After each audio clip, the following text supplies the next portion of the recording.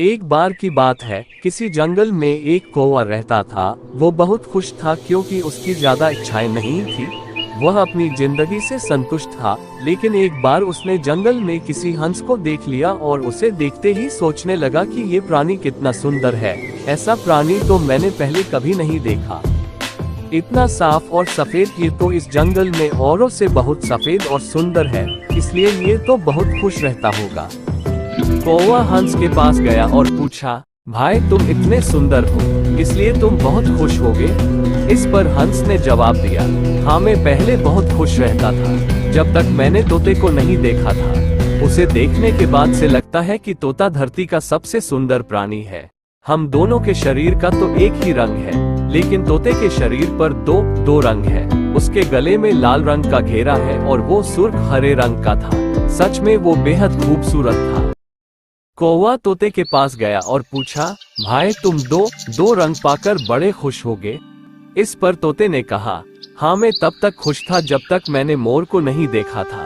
मेरे पास तो दो ही रंग है, लेकिन मोर के शरीर पर तो कई तरह के रंग है। अब कौवे ने सोचा, सबसे ज्यादा खुश कौन है, ये तो मैं पता करके ही रहूंगा, इसलिए अब मोर से मिलना ही पड़ेगा। कौवे ने मोर को जंगल में ढूंढा, लेकिन उसे पूरे जंगल में एक भी मोर नहीं मिला। और मोर को ढूंढते ढूंढते वो चिड़ियाघर में पहुंच गया तो देखा मोर को देखने बहुत से लोग आए हुए हैं और उसके आसपास अच्छी खासी भीड़ है। सब लोगों के जाने के बाद कौवे ने मोर से पूछा, भाई तुम दुनिया के सबसे सुंदर जीव हो और रंग बिरंगे हो, तुम्हारे साथ लोग फोटो खिंचवा रहे थे, तुम्हें तो बहुत अच्छा लगता होगा और तुम दुनिया के सबसे खुश जीव होगे।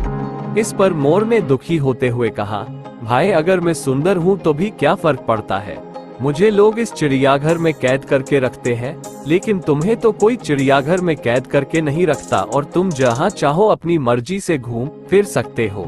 इसलिए दुनिया के सबसे संतुष्ट और खुश जीव तो तुम्हें होना चाहिए, क्योंकि तुम आजाद रहते हो। कौवा हैरान रह गया, क्योंकि उसके जीवन की अहमियत कोई दूसरा बता गया। दोस्तों, ऐसा ही हम लोग भी करते हैं। हम अपनी खुशियों और गुणों की तुलना दूसरों से करते हैं, ऐसे लोगों से जिनका रहन सहन का माहौल हमसे बिल्कुल अलग होता है। हमारी जिंदगी में बहुत सारी ऐसी चीजें होती है जो केवल हमारे पास है, लेकिन हम उसकी अहमियत समझकर खुश नहीं होते। लेकिन दूसरों की छोटी खुशी भी हमें बड़ी लगती है, जबकि हम अपनी बड़ी खुशियों को नजरअंदाज कर देते हैं।